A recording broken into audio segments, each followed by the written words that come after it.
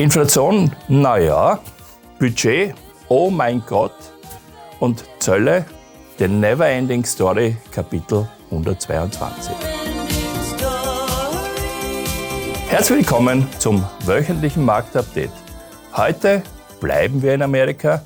Die Inflationsdaten, der PCE-Deflator, war nur die dritte Geige und auch relativ unspektakulär. Der Index wird öfter an die realen Bedingungen angepasst und repräsentiert damit die US-Wirtschaft viel exakter als der Verbraucherpreisindex. Daher schaut die Fed sehr genau auf die Entwicklung des Deflators. Ein Blick in die Details zeigt, die Gesamtrate und die Kerninflation stiegen leicht an und sind nun bei rund 3% angelangt. Die Dienstleistungsinflation gab leicht nach und nähert sich langsam von oben den genannten 3% an. Das ist die graue Linie. Die untere Linie summiert die Güterpreise. Der Anstieg ist nicht zuletzt durch Zölle und zu einem guten Teil zu erklären. Müssen wir uns jetzt vor steigender Inflation fürchten? Nein, denn der Inflationsdruck wird im zweiten Halbjahr abnehmen. Zum Beispiel nimmt der Lohndruck ab. Die Zölle wurden ja durch bilaterale Abkommen gemildert. Ungefähr zur gleichen Zeit wird dann Kevin Warsh Fed-Präsident.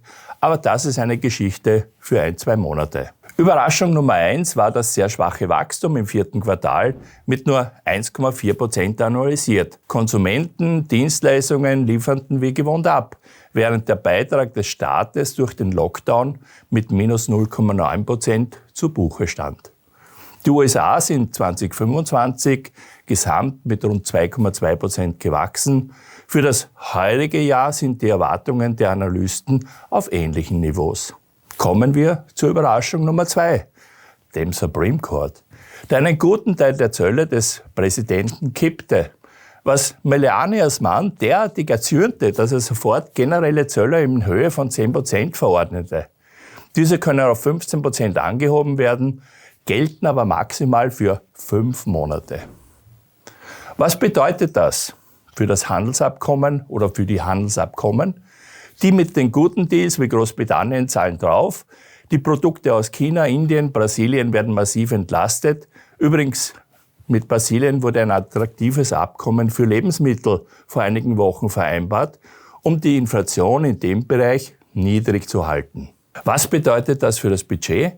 Möbel und elektronische Geräte sind die größten Posten und niedrigere Zölle bringen Wachstum.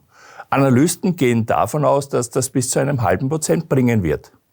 Andererseits werden die Zolleinnahmen benötigt, um das Steuerpaket, Stichwort Big Beautiful Bill, gegenzufinanzieren. Passiert das nicht, fehlen jährlich bis zu 200 Milliarden $. Nicht zu vergessen, eventuelle Rückforderungen des letzten Jahres. Die Uhr tickt, um in den 5 Monaten vernünftige Regelungen auf den Tisch zu bringen, die einem ordentlichen Gericht standhalten. Dabei ist mehr Qualität bei der Umsetzung gefragt. Was bedeutet, der Aufwand bei der Gesetzgebung steigt natürlich. Erstens, um bei den Wahlen im Herbst punkten zu können. Und zweitens, um sein Versprechen, das Handelsbilanzdefizit zu reduzieren, einzulösen. Im letzten Jahr gab es da wenig Fortschritt dazu. Was findet diese Woche besondere Beachtung? Highlight ist heute die Ergebnisveröffentlichung von Nvidia. Und auf der anderen Seite vielen Dank für die zahlreiche Teilnahme an den Umfragen.